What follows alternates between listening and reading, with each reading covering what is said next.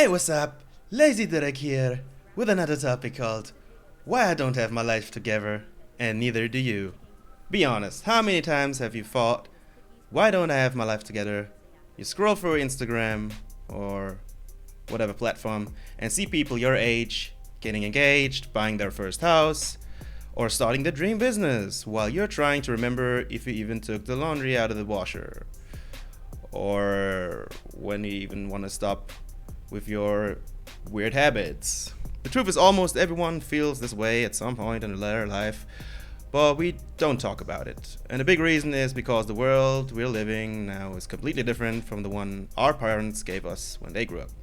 Expectations don't match reality, costs are higher, social media makes us feel behind, and we are carrying around the stress in our brains, which were never designed to handle in the first place. So in this video, I want to break down the modern reasons so many of us feel like we're falling behind. First off, outdated expectations. Our parents were told to go to school, get a study, job, buy a house, and you'll be set for the rest. That was the playbook back then, but that playbook doesn't work anymore, let's be honest. Degrees don't guarantee jobs. Housing prices are through the roof, and career paths aren't linear anymore. Some even have 2 jobs. Yet the expectation is still there, that by 25 or 30 you should have it all figured out. And when you don't, it feels like you're failing, even though the game has completely changed. Next up, money. Let's be real. Everything is expensive. Groceries, rent, healthcare, even hobbies. That side hustle you started, half of it goes to bills. Let's be honest. Young people today are working harder but saving less. Yet we are the ones called lazy. And when you're financially stressed, it doesn't just affect your bank account, it affects your mental health as well, your relationship, everything around you, even how you see yourself. And then there's, of course, social media. Now add some social media to the mix. You're scrolling and see someone on vacation in Bali and the Caribbean, someone else announcing their engagement, another person showing up their 5 a.m. millionaire morning routine. Meanwhile, you're just trying to survive Mondays. But there's the trap. You're comparing yourself, or let's say you're comparing your behind the scenes to someone else's highlight reel, which is not really logical. You and someone else are on a completely different path and different state of life. And that constant comparison destroys self-esteem. Then there's, of course, modern problems, too many informations, productivity hacks, diet plans, career tips, self-improvement, podcasts, or whatever. One says hustle harder, another says slow down and meditate. The result? Paralysis. You end up doing nothing because you don't know which path to take. And when you don't see any progress, you will stop the first second. Or the second second.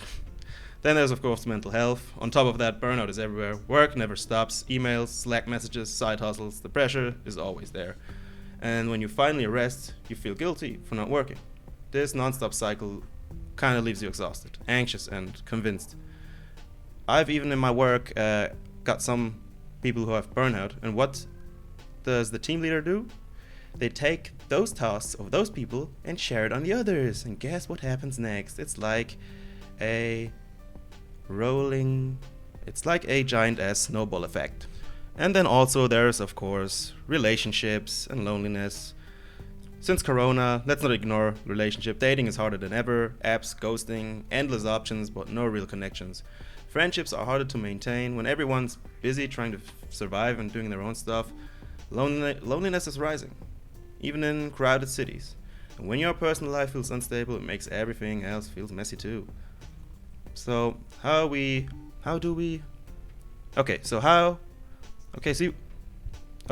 covered a couple problems. But what can we actually do about it? I don't believe in fake motivational advice, like just grind harder or manifest success. Instead, here are some real practical solutions that can help you feel like your life is coming together. Redefine your success. Forget society's outdated checklist. Maybe for you, success is pay rent on time, keeping a few close friends, or finally comfortable in your own skin. Finally feeling comfortable in your own skin. But life isn't a one-size-fits-all journey. The moment you start measuring yourself by someone else's lifetime, you feel a huge weight. focus on the small wins. Don't try to change your whole life overnight. Pick one thing, get your sleep, schedule under control, like meal prep once a week, put $20 in the savings. These sound small, but small wins create momentum, and momentum builds you confidence, man. Next up, control comparison trap. If social media makes you feel worse, curate your feed. Unfollow people who trigger insecurity in you. Follow creators who show real life or inspire growth. Better yet, take breaks from the apps. Or just delete them at all. The less you compare, the energy you have to focus on your own progress.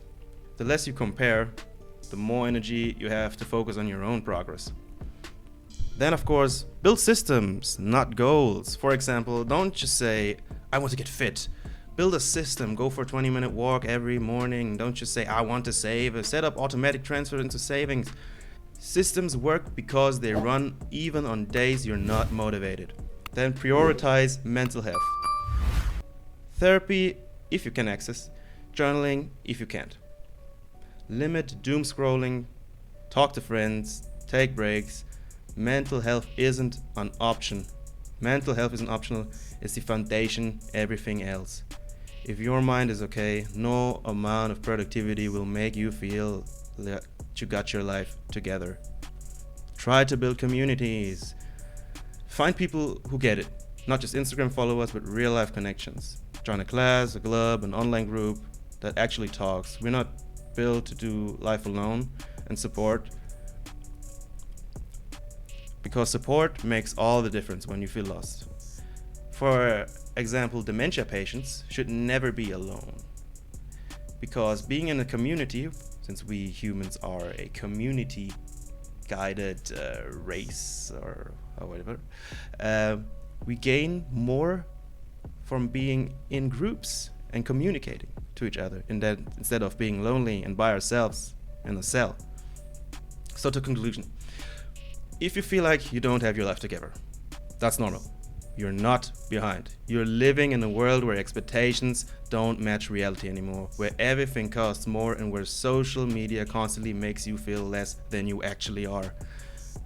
But here's the good news. Life doesn't magically come together at a certain age.